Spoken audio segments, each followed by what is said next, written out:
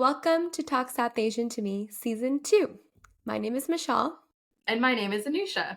Tune in every Thursday at 5 p.m. Central and hear us react to each other's stories about mental health and growing up in different South Asian households. And remember, this podcast is not therapy. Engage with what feels entertaining and resonates with you and leave what doesn't. Let's get into it. Today we are on the topic R, and our topic reveal, here we go, interracial relationships. Woo! And it's going to be a special episode because we have a guest expert. And I'm really excited to introduce her. Her name is Kiran. Kiran is a Canadian-born child of immigrants. She's a mental health advocate and podcast host. And she has a lot of focus on our podcast from bridging the Eastern and Western cultures. She explores identity, mental health, and community. Her podcast is called Middle Fingers Up. She's very funny, very warm. Go check her out. Without further ado, I want to introduce Kiran. Hi, Kiran. Thank you so much. Hi, how are you guys? Thank you for having me. I'm so excited to be here. And thank you for saying I'm funny and warm. That's very kind. I love it. And it's recorded. So we'll always have that when everyone else disagrees in my life. There you go. Pull it I up. Be love like, that. Yeah, Someone I'm funny and warm. So it's Yes. two. That's true. How are you guys today? We're good. How are you? Yeah, really good. Really good today. Today's a good day. Tuesday so it's like we're in the week now. The worst Yes. day is over of the week. Yes. And right, just every day is just closer to the weekend. And There you go. it's always lovely. So It much. is. We're getting there. And today's a fun day because we get to talk to you on our podcast. Aw. So look at that. We're extra delighted. Aw, you guys, I love this. Can we do this all the time? Like, can we just give up my podcast and just do this together all day? You're welcome this anytime. It must be nice having like a co-host, I bet. What's that dynamic like? It's so fun. It is nice. I love it. It is really Get to nice. feed off of our energies, learn something new Yes. about each other, Yes. building our Yeah. friendship. Childhood friendship too, right? Mm-hmm. Yeah. Exactly. Well, our listeners obviously know way too much about us, but I'm sure they're dying to know about you. Oh. Kiran, can you tell us a little bit about yourself? Okay, so it's always a loaded question, mostly because Mhm. you hope that people are like, oh, that's really exciting. But who am I? I'm Kiran, and I think I'm probably a lot like many of us out there. I'm just trying to figure out my own story, trying to unlearn part of it and relearn new stuff and make sense of most of it and hopefully write new beginnings. So that's who I am. I'm an advocate of storytelling. I love mental health. I worked in it all my life. Personal mental health issues led me to it. I'm a mom. I'm a wife. I'm the oldest South Asian daughter of child of immigrants. So Me that too. whole status. You too. Oh yeah. Okay. But yet you have such a like gentle, kind voice. I don't know, like something must have gone well on your end because I'm this raspy old walk in the room kind of. But yeah, that's kind of me in a nutshell. Like you said, I have a podcast too. I started that journey when I had some hard lessons happen in life, and one of was in the middle of a pretty racist experience out at a local well-known bar here, realizing how I'm kind of part of the problem. And so that sort of started a really important journey for me in the last few years. And being married to a white person and having biracial children, I think I'm understanding my marriage and my relationship in a very different way than, but we've been together for 23 years. So I think the last 20 years, 21 years, it's been a little bit of a different show. In the last couple of years has been like, okay, we have some upgrades. When you got to upgrade, you renovate your house. That's what we're doing in a relationship. We're renovating our relationship. So keep the foundation and just do some upgrades. So that's me in a nutshell. I don't know. Does that? Absolutely. That was a perfect answer. Beautiful. Okay, good. It was nothing that I wrote down. I wrote this intricate thing and I'm like, no, let's just go with what's coming out here. So yeah. It's a good elevator introduction. Yes. Very well rounded. Oh, I love it. Thank you. You guys, can we be friends, please? Yes. I thought we were. Oh my gosh, Yeah. I love this. Okay, I made 2 new friends today. This is There you excellent. go. I'm going back to how my day's going. It's going excellent. So Aw, that's good. Perfect.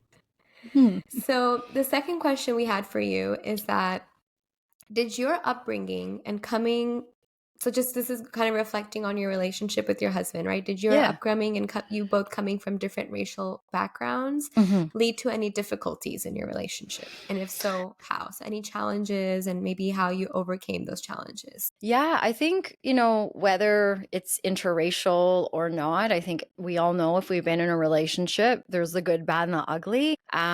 You, after 23 years together, like I think when we look back and reflect, we think, sure, there's been lots of difficulties and lots of hard conversations at our table, but we're still here. And I think in order to, and Anisha, you said this so well, like happiness and all that excitement is just part of all the other emotions too, and we have to feel them all. And so I think probably the biggest challenge or difficulty for us has been most recently, which is upgrading our values and upgrading how we want to co-parent these kids that are Yes. 13 and 10 living in this biracial world of theirs, and we have a responsibility to them. And so I think that's probably like the biggest difficulty of how do we work through some of our own stuff. And like full disclosure, and Carrie knows this too, it's really at the end of the day, if you want to survive an interracial relationship, especially if the relationship involves a white person, because like if you have two people of color,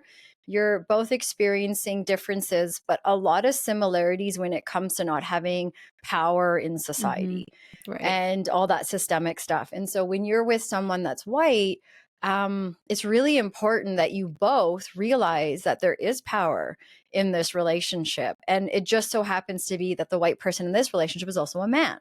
So there's, the whole world context, worldview that we grow up learning. And so it's important for the white person in this relationship to take the lead in doing all that. What kind of privilege gets in my way? How do I recognize it? What is my role with my partner? Like you have this obligation in a different way. And I think those are things that my husband and I are learning, kind of like the next level of that at this point in our relationship. So I don't know if it answers that, the roundabout way of saying, yeah, we have a lot of difficulties, but you have to be willing to grow together. And that's our bottom line, is we're going to grow and we're going to do it together, as long as we're willing to do it together, Yeah.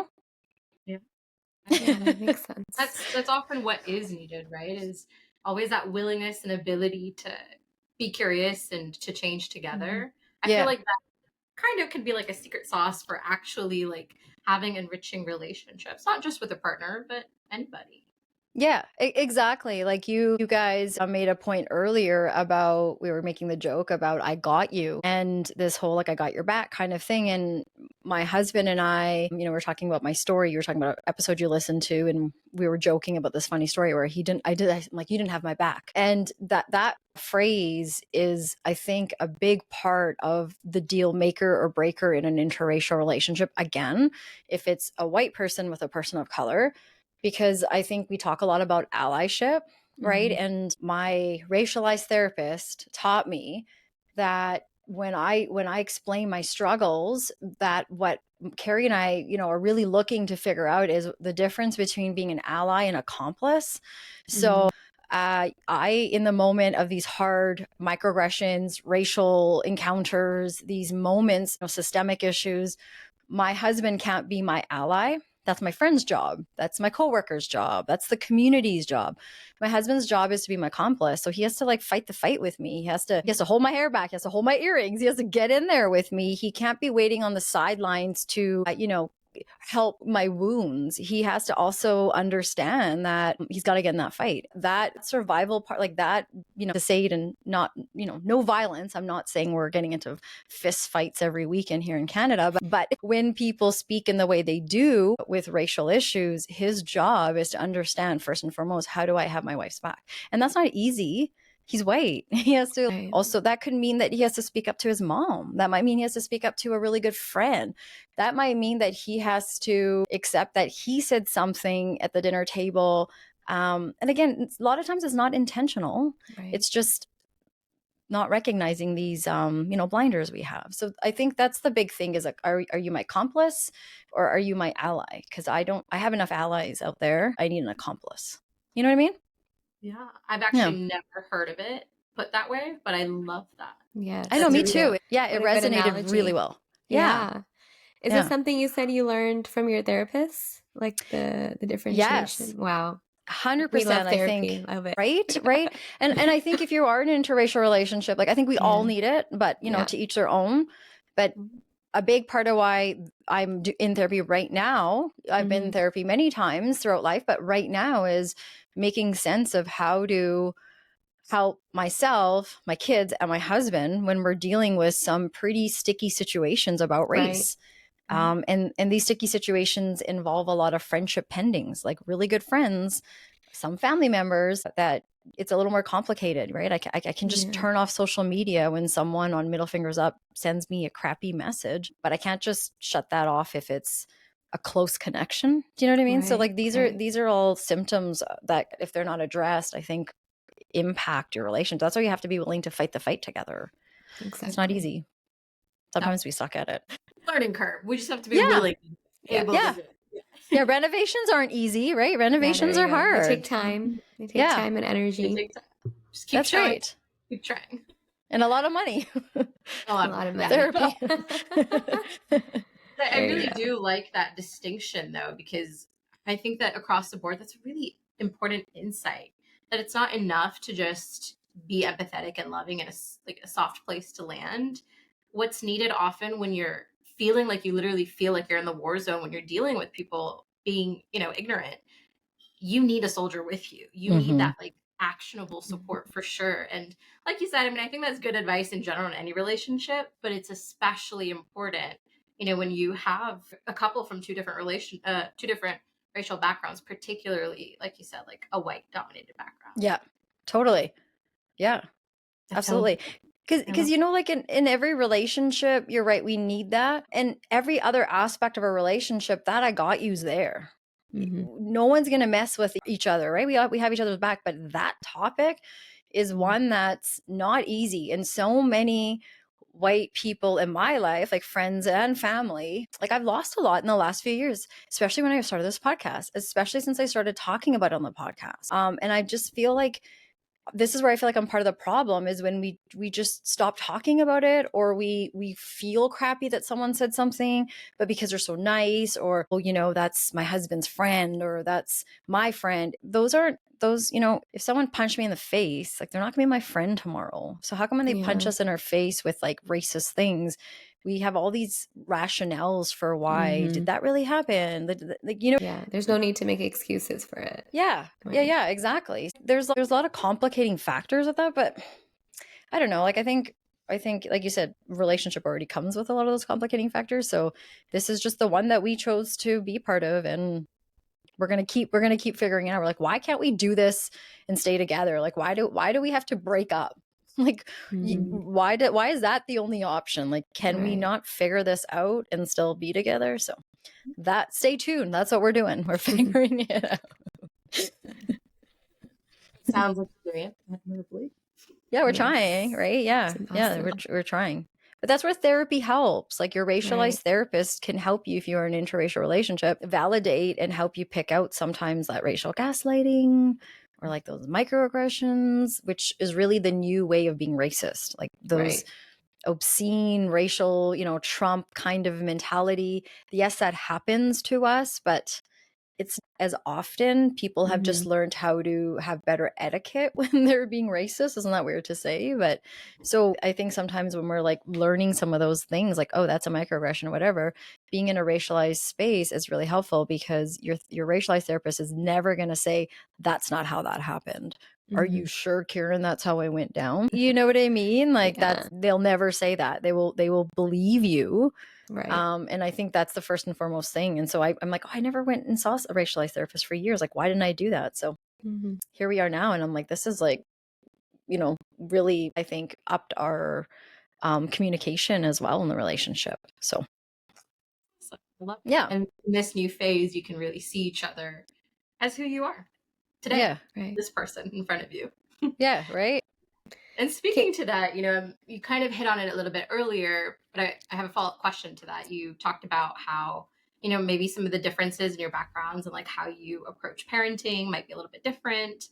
So given that there is maybe different kinds of expectations that exist, different kinds of ways that people grow up in South Asian culture versus like white culture, How has your different upbringing influenced your parenting styles and expectations? Yeah, I love that question. I really appreciate that. Because at the end of the day, you guys know you're in this field. When you are in a relationship and choose to have a child with someone, like there's a lot of responsibility you have to be Yes. willing to put forth. And so Mhm. most of the time, that means you have to put your own needs aside. And, this is why divorce can be so ugly and all these things. And people like you are trying to help families navigate that better because it's going to impact kids.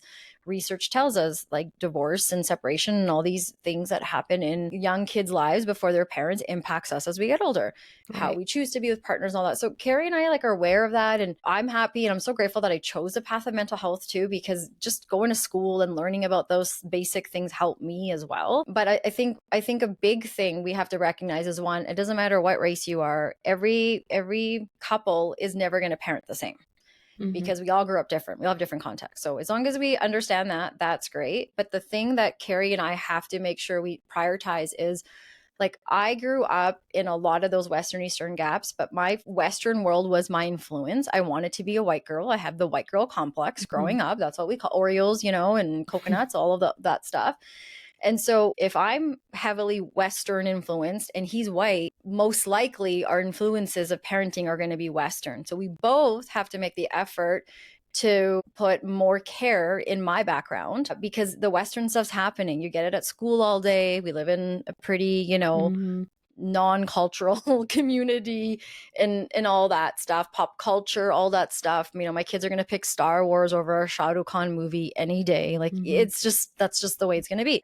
He and I have to both prioritize being Punjabi and what that means, and how to sometimes speak in Punjabi and all the senses and those kinds of things. So that's, I think, overarching. That's sort of how we approach it, and we love that. We have a pretty awesome culture to teach our kids about, right? And my kids love it. They love being brown ever since the Brown One Day song came out by AP Dillon. And the fact that he was out from Surrey, which is where their mom's from. Also, they're like, we're brown, we love it. And I'm like, okay, great. And now we have to get past the surface of what being brown is, right? Like, how do you truly love being brown when you're in a conversation and someone makes fun of you? So that's kind of what we're both working towards. But they need to actually have a lot of that from Carrie. So a lot of that's Carrie's job, being their white dad, and I think influencing that, which he does. He works on that a lot, and he really navigates that with the kids quite a bit. So yeah, does that answer that? Definitely. But you got me Yes. curious now. What are like maybe one or two things that, Carrie does to really introduce them to that or really hold them to their roots? So the first thing, if we go back to when they were born, he was so open to the tradition of my mom moving in with us for 4 months. My parents live in a province away from us, so it would be, it was like a plan, 4 or 5 months with each kid. And I think even though they were infants, I think that just sort of created a lot of rituals for us right there. The cooking, the massages, all the stuff we learn about our parents, grandparents did with us. And from there on, I think, he knows it. He was so accepted by my family and our culture when we got together. He knows the love. And sometimes he makes a joke, which he's like, I know this is so inappropriate and you guys might want to edit it out. But sometimes like, identify as brown. I'm like, you can't say that. Like, you can't talk like that. Because he just feels the love and support in the way that, my whole family. So he knows like that is the way to honor. So phone calls with Nani and Nana, flying my parents out. We're going on holidays. So my parents are coming out this Saturday to stay with them. My mom will takes a couple of days to come to the mail, but she'll do that. And a lot of that is fostered not just by me, but him, an openness to your parents should come over. We should go spend time with family. So that quality family time is important. And then the second thing is like traveling. It's great to educate your kids about where you come from, but I think in order to appreciate where you come from, your worldview has to be very open and accepting of people of color, even if you are of color. So if we have the privilege to travel or go and check out different parts of the world, that plays a really big part in the kids' lives. Like, they should know what's happening in Palestine.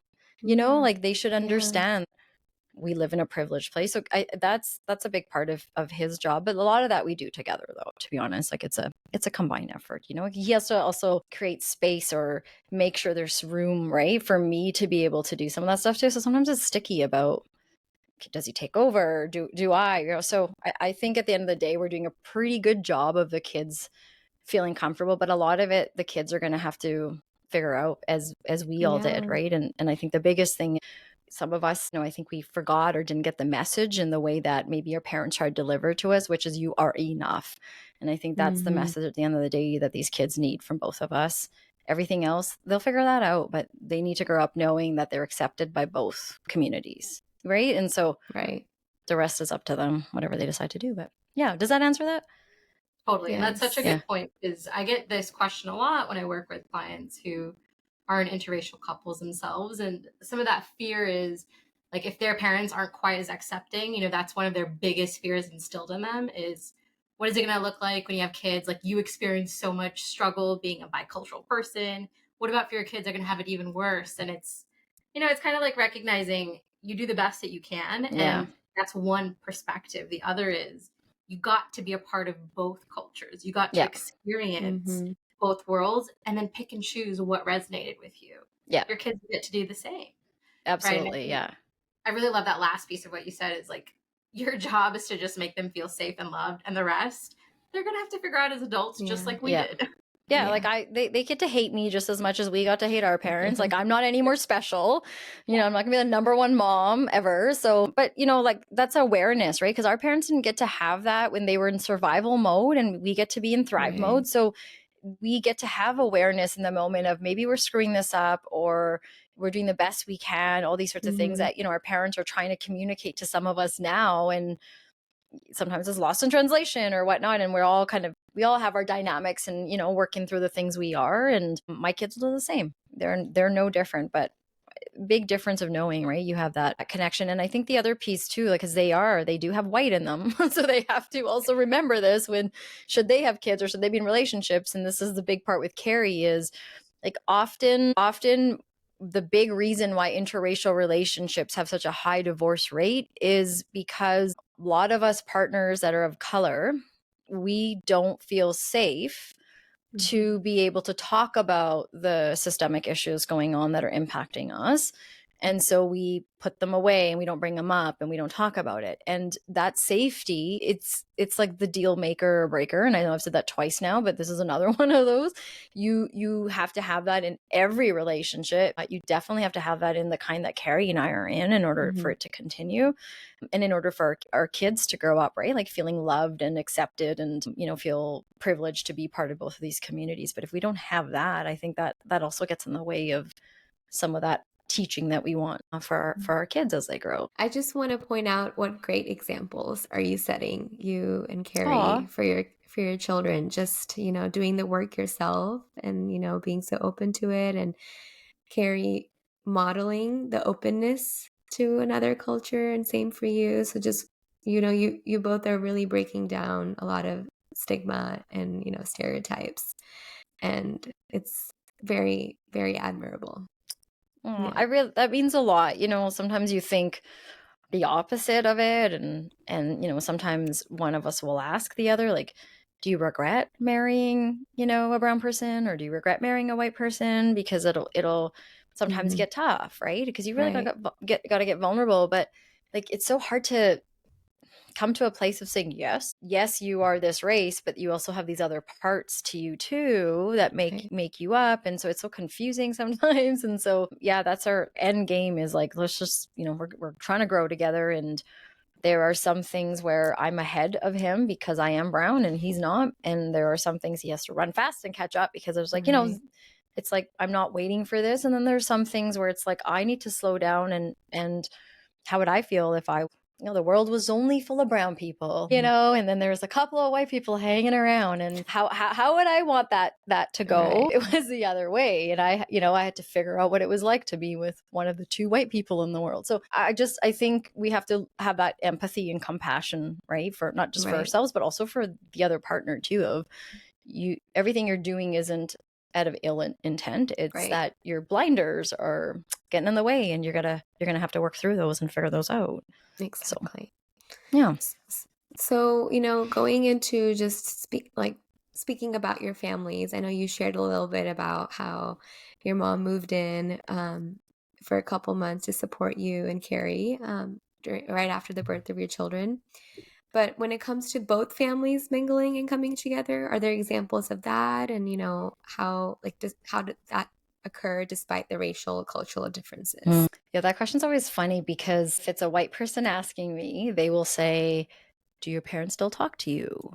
How did your parents feel when they found out about your partner? And my story is kind of different. Like, first of all, both sides were very open and very accepting. There wasn't resistance on either part. And, my grandfather put it most eloquently. He immigrated here in the late 70s. So if he expected his children that grew up here, not born here, but grew up here, to grow up like him, he's like, I'm a fool if I expect my grandchildren to grow up that way. I'm twice the fool. So there was a lot of learning and growing happening and role modeling from my family. And so they were very open. And, I also handled it by being honest and upfront. Like, I don't have anything to hide. So let's not be weird about it.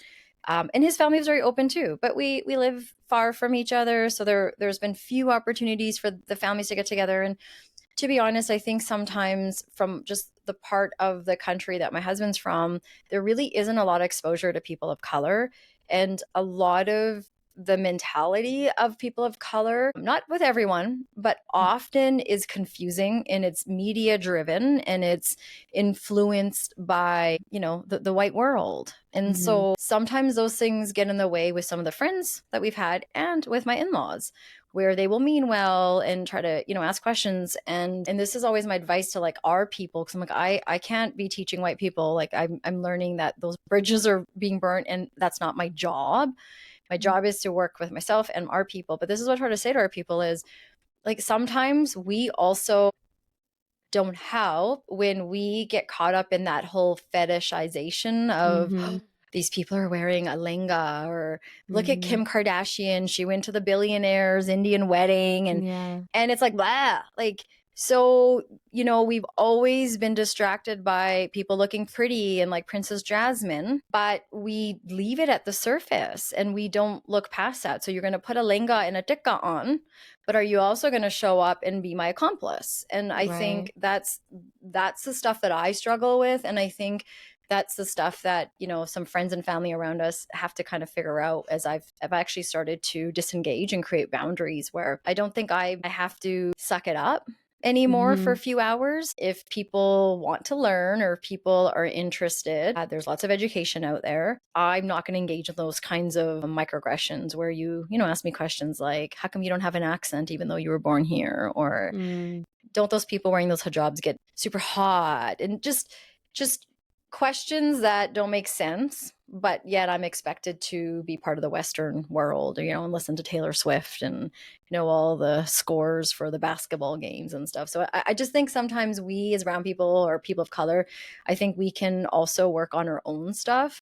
And it's not just, the other people being racist and stuff, but also like, what is our role and how do we build our voices? If we feel like we can't speak up, then what's the thing we can do?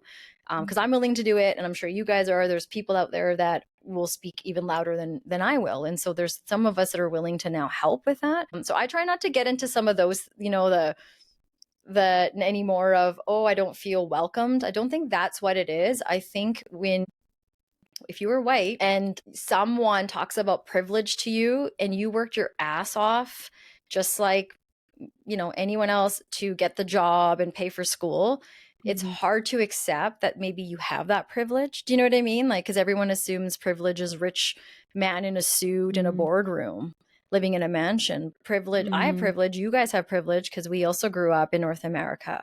So I think sometimes we get caught up in this weird thing with white people and people of color, but I just try to focus maybe on like, as a South Asian, what can I be doing to break some of those barriers down for myself and our people? And other people have to read their stuff and hopefully figure it out. So the long answer is no, we're not that close, but my in-laws are loving. They're great. They're and so are, a lot of my husband's other family members. It's just sometimes we won't be able to hang out with each other because I don't want to have some of those weird conversations. And I'm learning I can be part of that.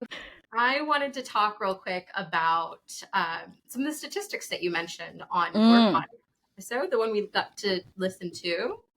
And in that, you had mentioned that there is a statistic that says there is a 15.1% rate higher interracial marriage divorce rate compared to the same race rate in Canada. And after 10 years, that rate jumps to 40.2%. Yeah. So, I mean, that's quite a big, range. And so I wanted to take a moment to address that and, ask you, in your opinion, what do you think is like the secret sauce to a thriving relationship, being an interracial relationship in particular? I saw those stats too, and it's interesting because it varies if you're a white woman with a person of color man, or if you are a white man with the woman person of color, which is also interesting. So it's even higher. Yeah, even higher for a white woman is with a person of color that's a man. So that's interesting. And I think for us, the secret sauce is there is no secret sauce. I think there is a lot of transparency and vulnerability. And like, you have to ask yourselves, what's your big picture here? Like we get caught up in the micro and in our heads and looking at things from an individualistic perspective. But one thing I'm so proud about being South Asian or person of color is that we work from a collective perspective. And I think that really helps Carrie and I in our relationship is like, what's the big picture here? What's the end game? This isn't a me versus you thing. This is like bigger than us. This is our community. This is our society. And so what kind of, if in the long time, but short time, like what kind of impact we want to make. And so, my dad even said it today. He's like, we're not going to see this big change in our lifetime, because we were talking about the Olympics and, he's like, are you watching it? And I'm like, oh, I'm indifferent about this world event that is acknowledging so many countries that are dying trying to be there, and there's all these things, right? So I think the secret sauce is you gotta put the effort in, and you gotta have real conversations. Like I have literally said to my husband, and imagine what that's like for him to hear, is you're racist. Like nobody wants to hear that. The stranger down the street hates it when I say it. So right, but kudos to him for taking that and now breaking that down, and also realizing, okay, what do I have to, like, where is that coming? What part of that is that? So I just think we have to just always be open and vulnerable and transparent and go from there. And the safety piece, there has to be safety within our relationship for me, because that big part of that stat is like what I said, where if you don't have safety to be able to speak up about these social issues, then the window of your lasting is gonna, you already may feel isolated because you have family and friends that don't accept your relationship. And so you really have to rely on each other. And if you don't have that, then I'm surprised it's like 10 years is the number. I'm surprised it's because that's a long time, like a long time in some ways to be able to kind of secret sauce figure it out and keep going. But it's hard, because I bet you some of it, if we did like a study of those numbers, I wonder if some of that has to do with it took the 10 years for the person of color in the relationship to recognize that we were only surface, the fetish, and like all that code switching stuff, all this stuff that we have to do, and we're not recognizing that. It catches up, right? Like it certainly did for us. Lucky for us, we were renovating. We had a foundation already. We were able to build that. So, but I think we're not any more successful than others, whatever. We're just figuring it out and enjoying it. Like there's been moments where we've had to go back to the innocence of our relationship. And just like we do as children, you go back to talk to the younger you and make peace and think, I'm not a bad person. Like, remember me as a kid. And so it's the same about our relationship. Our relationship's not bad. Remember the innocence. Remember when we got together, the love and the respect and all those things in between. So how do we take pauses and go have a vacation or go have a moment? Otherwise, some of these issues can feel daunting too, right? So you have to also balance that. Like we can't always be fighting about it too. We have to also enjoy ourselves to then have the fuel to go back to that fight later, right? So I think there has to be a balance. And I love thinking of it in a way of go back to the innocence of our relationship. And hence why we leave for Europe in a few days, so we can go on a couples trip. So just fun. So hopefully that answers that for you. It definitely did. And I really like your answer of like, it's definitely important in all relationships to have that openness, that vulnerability, all very important secret sauces. But then to add that safety, which is important for every relationship, but Yes. you know, it has a new meaning, you know, when you're looking at an interracial relationship, the layers of safety is just a little bit different. Yeah. But it's, you know, I think maybe it's like the therapist brain in me, but I heard you say, oh, we're not special. And I'm like, but you are special. Yeah. I love that. It is a therapist brain, because my therapist tells me that too. Yeah, it's just, and you know, you're like, yeah, we all are in that way, but I think our issues, the only difference maybe is that we are willing to talk about it. We're willing to go there. And I think there are, you know, I've talked to some cousins that are interracial relationships. I've talked to a couple of friends that are, and some of our experience, and my sister's also in an interracial. She's gone through quite an experience recently. And so we are finding a lot of people that are in an interracial, again, if it's a person of color with a white person, they are flocking to these like they're just really coming over to these, immigrating to these conversations and wanting to spend time there, because I think we're all having that, you know, that whole woke moment when you're learning the language behind what's happening. The day I learned what microaggressions was, I was like, oh my gosh, I'm not just thinking about those things in the back of my head. I'm not, because you feel like a bad person thinking that that friend you know you've been with, or your husband's family is treating you a certain way, and you know people around you are like, oh my god, you're just, you know, relax. And then you learn, oh yeah, it makes sense, even though they didn't specifically say a racist comment towards me, that comment impacted me. And so I think a lot of us are unlearning, I think, in some ways. So that's, you know, that's helping. So yeah. That's awesome. Yeah. And you know, I think something that you said, it really shows up, right, somewhere at the back of your mind and your body. You know, you have this gut instinct, gut feeling of like, that wasn't okay. I can't put my finger on it, but that wasn't okay. And 100%.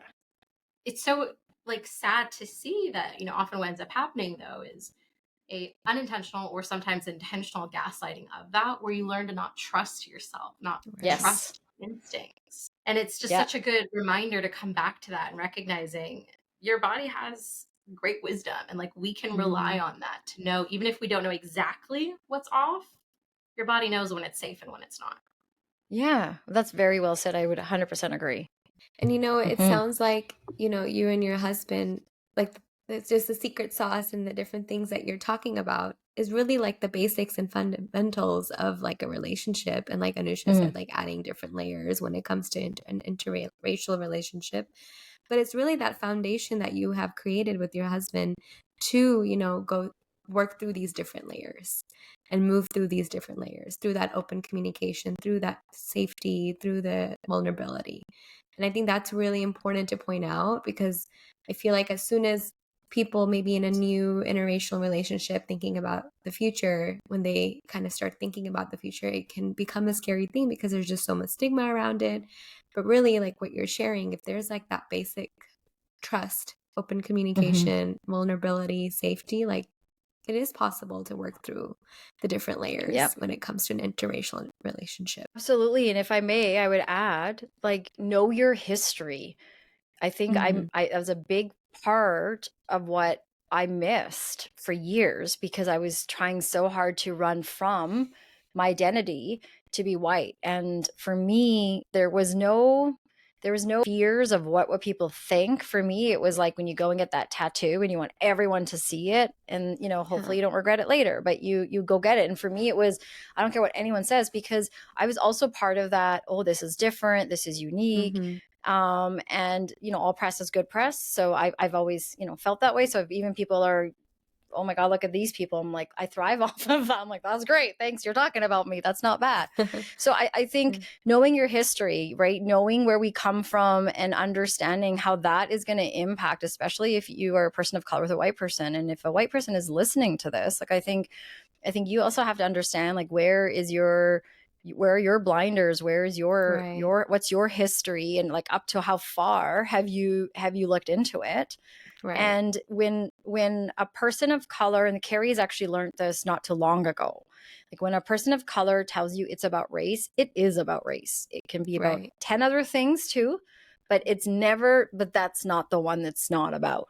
It's about that too. And so I think sometimes we if you're the only person of color in the room telling a bunch of people that aren't, they just don't know how to connect to that. And that's that can't be about that.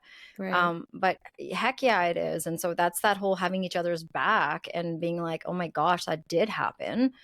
And if you recognize like this internal racism as a person of color, or you're with someone that's white or of a different race that's also racist, like I think it's not bad to recognize it. You're not a bad person for recognizing that. I think we've all been fed and so much information that's not correct.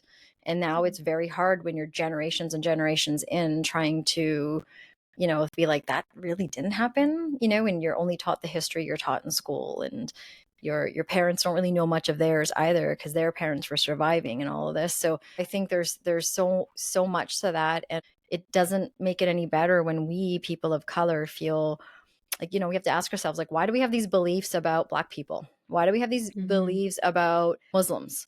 Why do we have these beliefs about our own community? Where did these stereotypes come from? Like, who told us this? Who told us that, oh dear God, there's so many of these people here? Like, where did that come from? And I'm not saying let's go back and point a finger. I'm just saying we don't ask. We just accept that's how it is, and then we add on to it. And as long as we're not making fun of my race, then sure, let's go look at the Asians over there, or the Black people there. And as a global majority, we have to help each other as people of color. Right. Like, we can't be talking crap about each other when we know what you know what I mean? So I think there's so much work that we can just do within our own community about this stuff. Right. And if you're in an interracial relationship, of course, you're going to have to work through that. It's easy for me to also just focus on my husband and all the struggles that, white people bring before us. And like, we have to also, figure out, okay, what do we want to roll and how to be in moving forward? So I just wanted to add that in there too, because I think there's a lot of learning we have to do with our own history. Yes. For I think sure. it's really important. For me, I did. I think this definitely in an interracial relationship, but like even in any relationship, you need to put in the work, right? You're not like, everybody comes with baggage, everybody comes with some form of trauma, and it's really important to work through it. It's really important to go through a healing journey, whatever that looks like, whether that's learning your history, where you come from, working with your inner child, right? Like you said, like inner child work. But it's really important that I love that you brought up like that, especially in an interracial relationship, it's really important for both sides to understand where each person is coming from and what is each person's history. And then also giving that other person space to share and be vulnerable, even though that's not your perspective. Right? Totally. Absolutely. Yeah. Sometimes that part's hard, but if we want someone to do that for us, right? We have to also have to be there for others. It's a two-way street. Yeah. Absolutely. Yeah. It's well said. Thank you. So the next question we have is a little fun one. We want to hear a little bit about some new rituals and traditions or combinations of traditions that you both have created for your own little bubble. Yeah. So one I love is I grew up having to turn the Indian music down. So many of us did, right? When you're driving and you're like, Mom, turn that down. I'm like, Papa, roll the windows up. And so I'm overcorrecting in some ways, and people make fun of me now, but I love listening to Punjabi music. Yeah. I also love picking up where I left off years ago with like my old Bollywood 90s, early 2000s, movies and songs. And so for me, it's the nostalgia of having that sound around. And so we've done this now that my kids love certain Indian artists, and the music scene is blowing up here in Canada, particularly in the community that I was raised in. There's a lot of Indian people there. So it's so cool to know that a lot of these kids immigrated and chose to put a lot of their struggles and whatnot through art. Like, art is thriving. And when your own community is thriving like that, I just think that's success. So we've been doing a lot more of listening to Indian music. My younger son and I are doing more talking in Punjabi, and which is really cute. He's learning. Aww. He's so cute. He goes to the local corner store as well as the subway where there's Indian people, and they happen to be Punjabi. And so he will start speaking to them in Punjabi and be like, I'm brown too. I'm Punjabi too. Oh, so proud of him. I think some of these little things, these little, Carrie's like really trying to, I don't cook. So he's been trying to cook more Indian food on my behalf for us. So he's putting more, he's doing that. So I think these few things are just those smells that we grew up with, sounds that we grew up with. And that's been like our focus to just talk about, and storytelling, right? We're advocates of story. So learning my grandparents' stories and my dad's and my mom's, and Yes. you know, even when my son, they talk about sleepovers, and they know like my childhood was so different. So just even Yes. sharing differences and upbringings, like this is a Yes. Western way, you're allowed to do Yeah. this. But, you know, and it didn't mean that I was like neglected because I couldn't have sleepovers. It just meant for us, it was more about family time than friend Right. time. And so, Right. yeah, I think those are a few of the things that we're trying to incorporate more now. So, yeah. That's so beautiful. What has he cooked so far? I want to know. What's his Well, he's a really good specialty? cook. So he's always like, you know, he's tried to sample. My mom's like this amazing cook. So he's tried to sample my mom's butter chicken. Yum. He's done chili chicken. He'll do like a bunch of different vegetable dishes. Yeah. There's like few of those. My favorite is probably like the butter chicken, and then we put it on naan and kind of made it into like a pizza. Oh, that was like I love that was that. really cute and cool. And so yeah, actually now I'm gonna request that for this weekend. Thank you very much. That sounds delicious. Yeah, he has all my mom's spices. You know how all our moms have their little. Like so he garam has this masala and exactly. Yeah. He has all of those. So he knows what they all were. I'm so terrible. These are the things that I don't pay attention to or know, but he knows which masala goes where and what. And so that's so amazing it. and beautiful. I love that. Can you mail me some? Like your mom mailed you. I would like my some butter gosh. chicken pizza, please. Only because we're friends now. Yes. So of course I will send you some of my mom's. Yes. She's going to be here. Sometimes she'll put food in our freezer for us. So that's so sweet. when we're lucky, I love right? That. Oh, my mom would send kebabs in college, and I would put them in the freezer. See? Did you love them growing up? Like, Yes. were you, yeah, okay, right? Yes, I did. Sometimes there's like some foods that I would love to go back and kick little me and, you know, enjoy this over the processed cheese things that you wanted, you know, like your mom was making fresh, you know, like. Yeah, I was like that with bindi, like okra, like, and then, so like I didn't like that growing up, but now I'm like, why didn't you like that? Like, why? It's so good. It's so good. Yeah. My grandma, that was my grandma's, and when I can eat that all day, like crisp it too. It's so good. Yeah. Yummy. Universal. Yeah, right. And then if you throw in a gulab jamun or two in there, and then it's just like chef's kiss. Exactly, chef's kiss is right. The original cake pops or Timbits, or I guess you guys, we have Tim Hortons out here, are well known. You know, every TV show makes fun of our yeah. Well, I like what you just said. You know, if I could go back, I would kick my younger self for.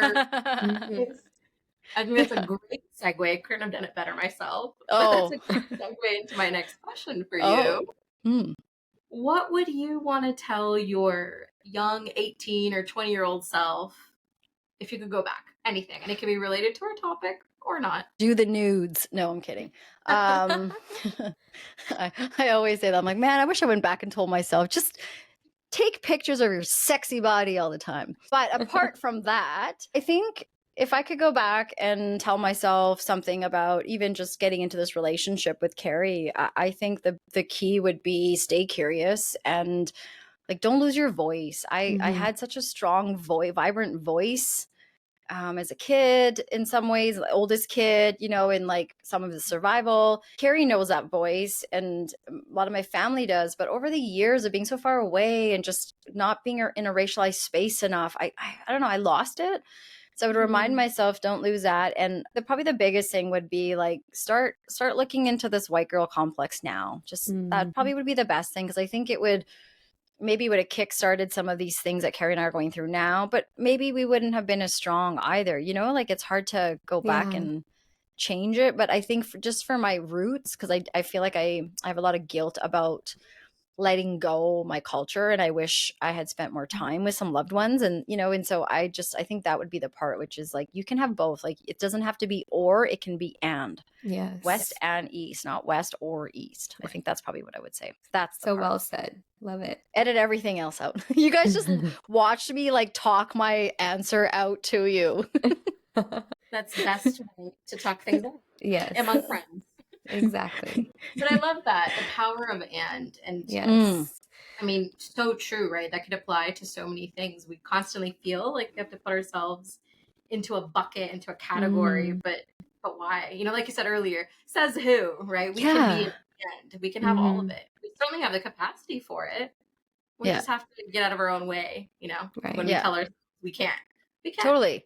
And tell our moms to not listen to the aunties. I think that would be the other thing, because sometimes the aunties were not helpful either in meddling and getting in this process. It's like, you know, just start with your own house. Fox smells its own hole first, right? That's what we're supposed to go do first. So that's what we should be doing. So, yeah.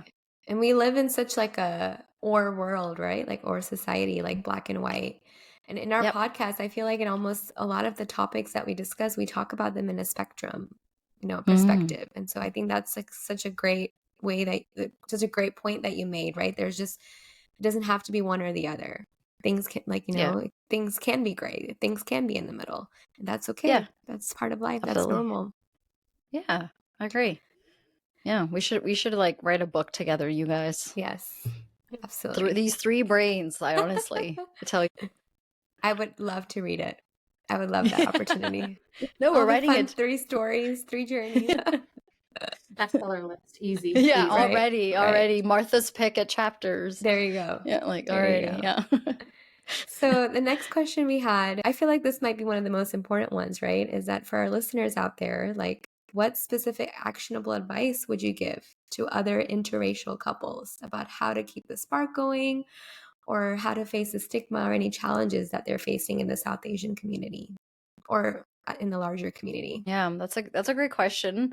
And I would encourage everyone listening to just ask themselves that and figure that answer out. What works for you? For me, what I would say would be like, if being in an interracial relationship, the biggest thing is, where's the safety? Whose role is it to provide safety? Let's start there. And then let's commit to self-responsibility. We each have a job to build and grow, pay attention to where we get our info from. And, I think those are the big things, because then we address privilege, we address, society's issues.